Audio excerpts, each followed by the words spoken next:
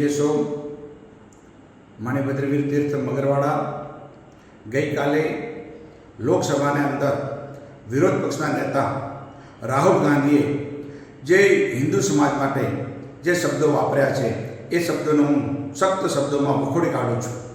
હિન્દુ સમાજ ઉપર જે આક્ષેપો કરે છે, હિન્દુ આ તો પવિત્ર, હિન્દુ યાને કે પવિત્રતાનું એક નિશાની છે.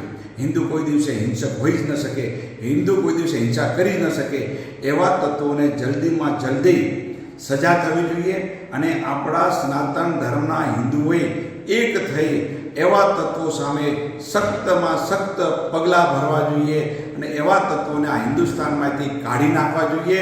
હિન્દુસ્તાનની અંદર એમને રહેવાનો કોઈ અધિકાર નથી.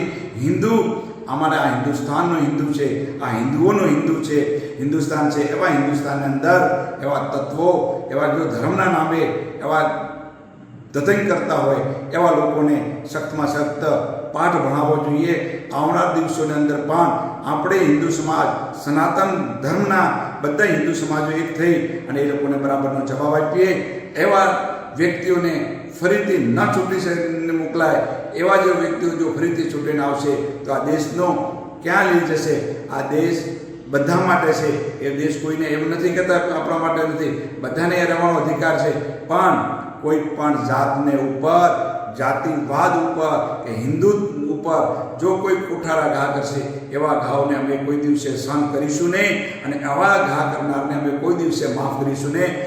આજ તો આવું બોલ્યો, કાલે ગમે તે બોલી શકે છે.